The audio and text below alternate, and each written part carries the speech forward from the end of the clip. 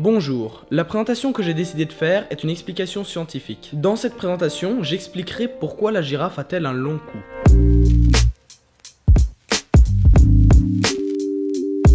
La réponse semble assez simple. Son long cou lui permet d'aller chercher les feuilles en haut des arbres pour éviter la compétition alimentaire. Charles Darwin en a même parlé dans la 6e édition de L'origine des espèces, écrit en 1872. Il explique que l'organe s'est agrandi par évolution après de millions d'années. Chaque girafe avec un cou un peu plus long pouvait aller se nourrir des feuilles inaccessibles des autres girafes et donc survivait mieux.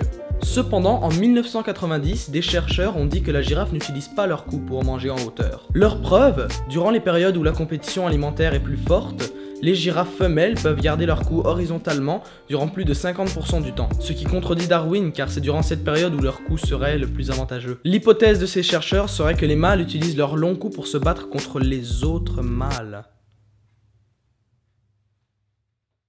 Appelé necking, ce combat consiste à entrechoquer le cou des girafes jusqu'à ce que l'un se casse. Le gagnant gagne la femelle pour laquelle le combat a eu lieu. Les mâles qui se reproduisent sont ceux qui ont gagné les combats et ceux qui ont habituellement le cou le plus long. Et donc de génération en génération, le cou de la girafe s'est allongé et aujourd'hui on a des girafes qui ont des coups qui peuvent atteindre jusqu'à 2 mètres. Mais alors pourquoi les girafes femelles auraient-elles un long cou? Ces chercheurs ont tout simplement dit que c'était une corrélation entre les deux sexes. C'est-à-dire que le père avait un long cou, a donné ses gènes à la fille a un long cou, etc. etc., etc. En même temps, cette hypothèse est toujours utilisée quand il n'y en a pas d'autres, donc c'est toujours une excuse. Des statistiques ont été faites et la différence entre le cou des mâles et des femelles est trop petite pour confirmer la théorie du necking. En 2007, des biologistes ont fait l'expérience de placer dans tout un enclos des girafes et des herbivores et au milieu placer un arbre clôturé. Aucun herbivore n'avait accès à l'arbre, uniquement les girafes qui ont eu la brillante idée d'utiliser leur cou pour aller chercher les feuilles en haut de l'arbre. Une expérience qui confirme la théorie de Darwin. D'autres recherches ont même dit qu'il y a entre 14 et 20 millions d'années, il y a eu une grande sécheresse en Afrique. Une grande partie des forêts sont devenues des savanes. Puisqu'il y avait moins d'arbres, il y avait plus de compétition alimentaire. Le cou des girafes s'est donc allongé pour faciliter l'alimentation.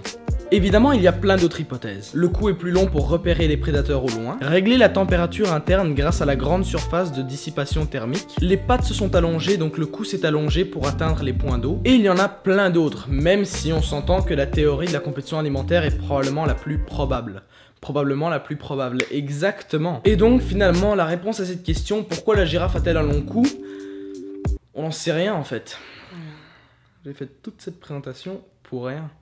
En conclusion, toutes ces théories sont probablement des facteurs à l'allongement de cet organe mystère. Ou peut-être que nous avons totalement faux, il y a une toute autre raison qu'on n'a toujours pas trouvée. Merci beaucoup d'avoir regardé ma vidéo, j'espère que vous l'avez appréciée et que vous en avez appris un peu plus sur le cou des girafes.